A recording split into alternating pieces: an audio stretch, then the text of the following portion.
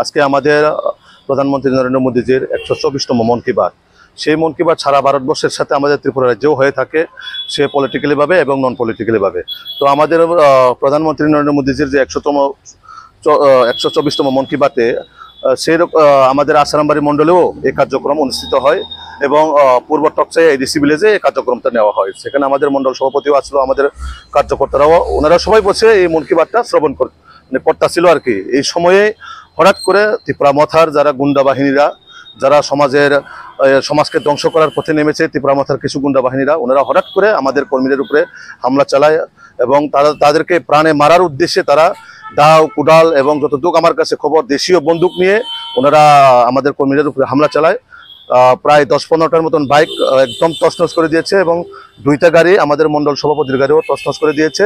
তার সঙ্গে যারা ওইখানে আমাদের কর্মীরা ছিল তাদের মধ্যে প্রায় 7 জন ইনজুর্ড হয়, তার মধ্যে 2 জন মানে গুরুতর আহত হয় একদম।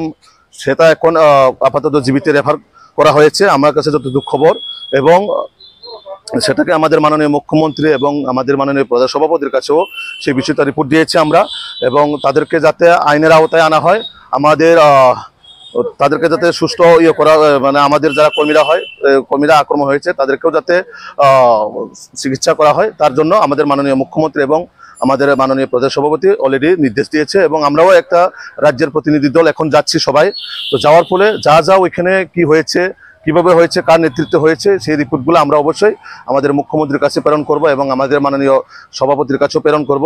তার সঙ্গে আমাদের মাননীয় প্রভারী এবং সংগঠন মন্ত্রীর কাছেও সেই রিপোর্টগুলো অলরেডি চলে গেছে এবং এখন আমরা গ্রাউন্ডে যাওয়ার পরেই সেই রিপোর্টগুলো আসবে আমাদের কাছে। কারা করছে এবং তাদের বিরুদ্ধে কোনো ধরনের মামলা? হ্যাঁ, এখনো অবশ্যই অলরেডি মামলা আমরা বলে দিয়েছি যে যারা এই ঘটনার সঙ্গে জড়িত তাদেরকে অতি সত্বর যাতে এফআইআর করা হয়, এবং আমরা চিফ মিনিস্টারকেও আমরা অলরেডি বলে দিয়েছি যে অতি সত্বর তাদেরকে অ্যারেস্ট করা হয়। এটি তো টোটালি এখন অব্দি যা খবর এসেছে আমাদের কাছে যে ত্রিপুরা মথার যারা যুব বাহিনী, তাদের যে গুন্ডা বাহিনী, এই যুবকরা তারা হঠাৎ করে এসে এই হামলাটা চালায় ত্রিপুরা মথার।